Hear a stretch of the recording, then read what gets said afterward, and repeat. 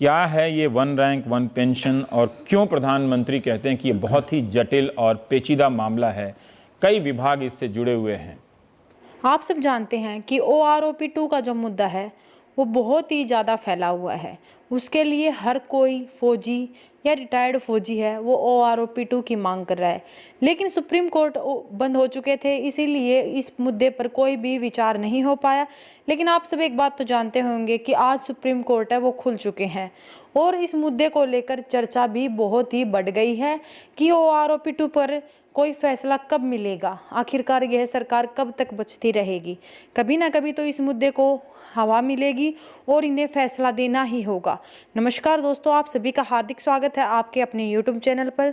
तो दोस्तों, आप सभी का ज़्यादा समय न लेते हुए रुख करते हैं आज की इस ताज़ा खबर की तरफ। आपसे रिक्वेस्ट है कि आप इस वीडियो के अंत तक ज़रूर बने रहें, क्योंकि यह वीडियो आपके लिए बेहद ही महत्वपूर्ण साबित होने वाली है। देखिए कैसे रवीश कुमार यानी कि एक पत्रकार एक रिटायर्ड फौजी से OROP2 मुद्दे पर बात करते हैं और जो रिटायर्ड फौजी है वो कैसे मोदी सरकार को कहता है कि यह बचती रहेगी, लेकिन कब तक OROP2 मुद्दे पर फैसला नहीं सुनाएगी।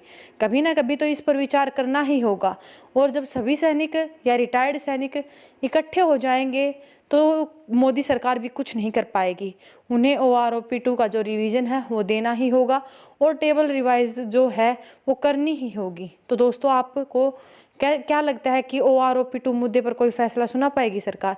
देखने के लिए इस वीडियो पर के अंत तक जरूर बने रहें। देखिए एक बार यह वीडियो।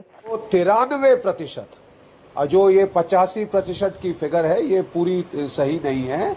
93% हमारे जवान और कई JCOs 35 से 37 वर्ष की आयु में रिटायर कर दिए जाते हैं, क्योंकि सेना में अनिवार्य है कि हम एक यूथफुल प्रोफाइल रखें। अगर हमको सियाचिन का पहाड़ चढ़ना है, हिमालय में लड़ना है, तो हम बेचारे जो हमारे बूढ़े हो जाते हैं मेरे जैसे, उनको नहीं रख सकते ज्यादा देर।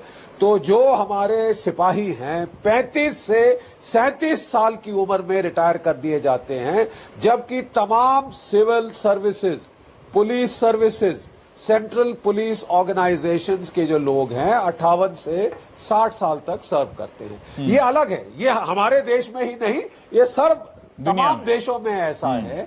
इसीलिए मिलिट्री पेंशन के मामले और जो सिविल मिलिट्री का जो मामला है वो मिलाया नहीं जाता था। ठीक है, बिल्कुल अलग थलग दो चीजें हैं। आप एक क्लर्क जो कि दिल्ली में बैठा है उसको सियाचिन में चढ़े हुए एक जवान के साथ कंपेयर नहीं कर सकते। प्लीज इसको करना बहुत गलत है, नहीं कर रहे हैं। नंबर 2 चीज, 1973 में आप जानते हैं कि जो हमारी पे कमीशन होती थी 1973 तक अलग होती थी, सिविलियंस के साथ नहीं जोड़ी जाती थी।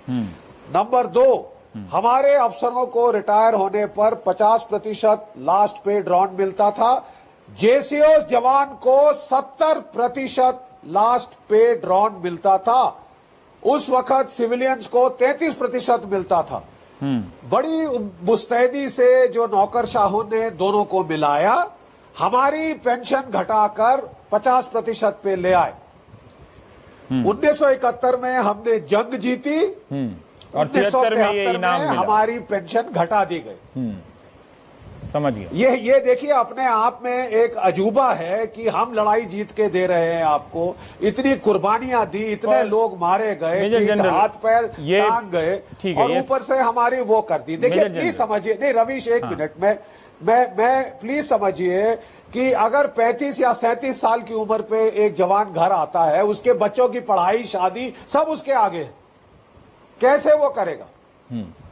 मेरे दर्शकों को अगर आप बता सकें कि मेजर जनरल GD बख्शी जब रिटायर हुए उनके पेंशन में, और आज कोई कर्नल जो आपसे कई रैंक नीचे का है वो रिटायर होता है, यही मसला है ना? जहां तक मैं समझा तो उनके पेंशन में वो हो सकता है कि उसको ज्यादा पेंशन मिले आपके पेंशन से।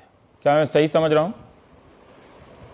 बिल्कुल सही समझ रहे हैं आप। देखिए एक जवान जो कि 2006 के पहले रिटायर हुआ है और जो उसके बाद रिटायर हुआ है 83% फर्क है। मेजर की पेंशन में 56% फर्क है और इस तरह ये हर रैंकों पे ये चल रहा है। तो नेचुरली देखिए वो एक तो उसकी किल्लत कम है क्या जो 2006 के पहले रिटायर हुआ, उसकी किल्लत कम है। यही हम समझाने की कोशिश कर रहे हैं कि सबसे ज्यादा बुरा असर इसका सेना पे पड़ता है। आप जाने अनजाने क्या सेना आप ये को बता एक सकते ये हैं, संकेत दे एक रहे सेकेंड हैं सर, कि आप बेवकूफ हैं कि आपने आके देश के लिए कुर्बानियां करी। नहीं आप मेजर जैसे जनरल, खाओ मारो, हमारे पास पैसा नहीं है मेजर देने को। जनरल, मैं रात के वक्त आपको बहुत उत्साहित नहीं करना चाहता, पर मैं एक सवाल पूछ रहा हूं। जैसे आपने कहा कि 2006 के पहले जो आप रिटायर हुए तो आपका पेंशन कम है, आज जो रिटायर होगा आपसे ज्यादा है। सिविल सर्विसेज में क्या ऐसा नहीं, होता है मैं क्या? 2006 के बाद हाँ, सिविल सर्विसेज में ऐसा होता है क्या? चीफ सेक्रेटरी आज रिटायर हुआ तो उसका पेंशन, राइट, एक सेकंड सर, आज कोई चीफ सेक्रेटरी रिटायर होता व्यक्तिगत है, रूप पे क्लियर कर दूं कि 2006 के बाद रिटायर हुआ हूं मैं पर्सनली अफेक्टेड नहीं हूं। ओके, ठीक है, प्लीज, हाँ, मैं एक असूल के आप लिए आपके बहाने में तो सवाल पूछ सकता हूं। मैं एक, आपने जो कहा जैसे कि 2006 से पहले कोई चीफ सेक्रेटरी रिटायर होता है, उनका पेंशन जो आज चीफ सेक्रेटरी रिटायर हो रहा है उनके पेंशन में तो अंतर होगा ही होगा सर।